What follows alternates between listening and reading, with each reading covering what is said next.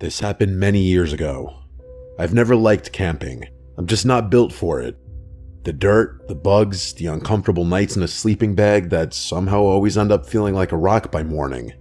Unfortunately, I've been camping more times than I can count, though never by choice. My dad is one of those rugged, wilderness-loving types, and every summer when I was a kid, he dragged me out into the woods with his equally rugged friends to disconnect from technology and reconnect with nature. By the time I hit sophomore year of high school, I'd had enough of suffering in silence. I finally convinced him to let me bring a friend along to make the whole thing a little more bearable. To my surprise, he agreed without much fuss. So I brought my friend Charles from school. Now, you'd think bringing Charles would have made it worse, considering he was a hardcore Boy Scout back in the day and actually loves camping, but Charles was cool about it. He'd tease me for hating it, but he wasn't one of those "you're not a real man if you don't love the outdoors" types.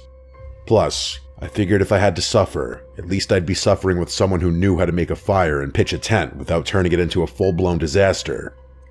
He was stoked to come, partly because he loves camping, but also because, back then, he looked for any excuse to get away from his parents. Unfortunately, the trip didn't go as planned from the start. It turned out that one of my dad's friends had messed up the campsite booking. Instead of some remote, peaceful spot deep in the woods, we ended up at this crappy, overdeveloped campsite. I'm talking indoor bathrooms, paved walkways, and even a playground for little kids. It wasn't camping. It was basically glorified backyard living, or glamping, I guess. To say my dad was upset would be an understatement. We didn't even discover the worst part until a few hours later. Right next to the campsite was a mini amusement park. I'm not joking, an actual amusement park with carnival games, a Ferris wheel, and a handful of roller coasters. It's surreal, those two settings were never supposed to collide. An amusement park and a campsite.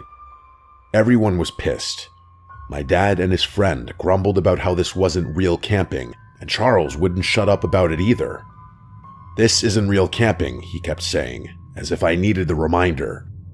It started getting annoying because Charles kept making jokes about my family, as if we didn't know what real camping was. Now, as much as I hate camping, I know what it's supposed to look like, so I was getting annoyed that Charles was suggesting otherwise. I told him to knock it off, and he did. The whole situation sucked. We had driven hours out to the site. It wasn't like we could just turn around and leave. So with no better option, we made the best of it. The grown-ups sulked for a bit, but eventually got to work setting up the camp. And Charles, of course, stepped up like it was time to shine. Within minutes, we had our tent up, all the knots tied perfectly, the rainfly secure, the whole thing staked and towed like it came out of a manual. Even my dad, who never really gave compliments unless someone was bleeding or unconscious, nodded in approval, which got under my skin a bit. Charles and I were sharing a tent, and once everything was set up and dinner was done, we slipped away for a bit under the excuse of organizing our stuff. The truth was, Charles had brought a little metal pipe and some weed in an old Altoids tin. Nothing crazy, just enough to take the edge off. I should mention that Charles and I were in that delinquent phase of life, where we liked causing trouble and hanging around in places we didn't belong. I don't smoke weed anymore, and part of me will always wonder if the only reason I ever did was because I was trying to stick out and defy the norm. Anyway, the two of us snuck into the woods and smoked, chuckling to ourselves the entire time. I don't think either of us were worried about smelling, since we'd probably be avoiding the adults for the rest of the night. We finished our session and made our way back to the tent. After a few hours of just chilling and talking about some of our other friends from school, we both agreed that we had way too much energy to sleep. Charles had a very mischievous grin on his face, and I could only imagine what he was thinking. He suggested we go explore the campsite, and I was skeptical. That is, until I realized he meant explore the amusement park, which instantly piqued my interest. He said it would probably be a piece of cake getting to the top of one of those roller coasters. Climbing stuff was something we loved doing back then, and the thought of climbing a roller coaster was exhilarating. So after we were sure everyone was asleep, we made our move. It was really late by then, well after midnight. We grabbed our flashlights and headed to the fence surrounding the park. It wasn't even that hard to climb, just a little boost from Charles and we were in. The place was dark, but there were security guards patrolling, and every so often, we'd hear the hum of a golf cart making its rounds. It felt like we were in some kind of stealth video game, sneaking around and trying not to get caught. We progressed through the park slowly, ducking behind buildings and keeping an eye on the patrol. At one point, we had to sprint across an open stretch of road to avoid a guard. It was actually really thrilling, but also scary as hell. It's a hard feeling to describe. Everything seemed like a game, but both of us knew the consequences would be harsh if we were caught. We finally made it to the base of the roller coaster, and from up close, it looked way bigger than it had from the campsite. We spotted the maintenance stairs running up alongside the main ascent and didn't hesitate. The metal rungs clang softly under our feet as we climbed, one step at a time, trying not to make too much noise. There were no railings for part of the stretch, which was actually kind of terrifying.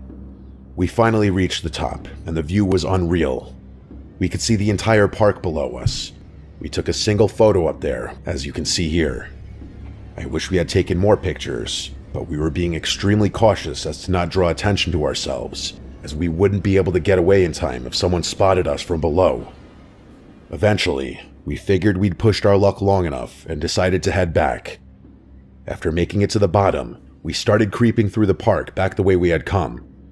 For whatever reason, the return route was much quicker than the initial one. Maybe the patrol wasn't as intense or something at that hour. I really couldn't tell you. We were maybe 5 minutes from the spot we'd hopped the fence when we had to stop. One of the guards was making a round in a golf cart, so we had to quickly duck behind a snack shack and wait for them to pass. That's when I noticed something move in the dark.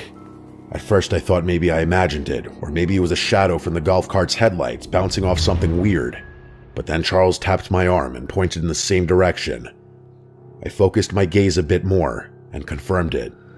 About 30 feet away, just barely visible in the darkness between two buildings, was another person.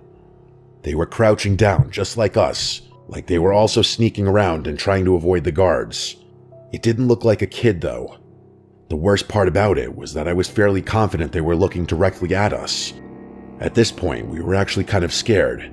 Between the patrolling guards and now this, the situation was getting a little overwhelming. As much as we wanted to, we still couldn't move. The guards still hadn't passed yet. I kept my eyes glued to the figure, and they actually started moving. They darted across a patch of open ground and right through the little spill of light coming from a nearby street lamp. For a split second, I saw him clearly. It was a man like I suspected. He was wearing tattered clothing and had this really awkward stride like he was injured or disfigured, but none of that was as unsettling as the dark liquid smeared across his face. It looked like blood. Charles saw it too, and the two of us exchanged a really terrified look. Eventually the man ducked out of sight. The guard finally passed us and we kept moving. We didn't say a word as we made our way back to the fence.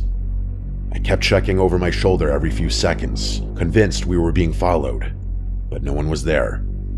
We made it back to the fence, scaled it the same way we came in, and dropped down on the other side. The difference was, this time we didn't laugh about it. All I wanted was to be back in the safe confines of our tent.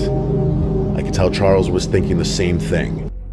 By the time we made it back to our tent, neither of us brought up sleeping. We just lay there in our sleeping bags trying to make sense of what we'd seen. The best we could come up with was that it was some homeless guy doing God knows what. A stupid explanation, I know, but we couldn't think of anything else. The next morning started off normally. We got up, had a bite to eat, and started packing our gear to go fishing. But around 10 a.m., one of the camp staffers came around to our tent site and gave us an announcement that the whole campsite was supposed to hear. Apparently, a man had been stabbed and killed the night before at a lake about 4 miles away from the campground. They weren't giving many details, but the guy who did it was still on the loose, and the local sheriff's office had asked all park rangers and campsite staff within a certain mile radius to be on high alert. They described him as a disheveled white male in his late 30s, shirtless, possibly bleeding, or with blood on his clothes. Then they instructed us to pack our things and leave for our own safety.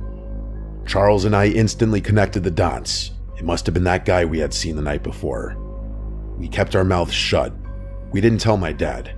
We didn't tell the rangers, and I still don't really know why.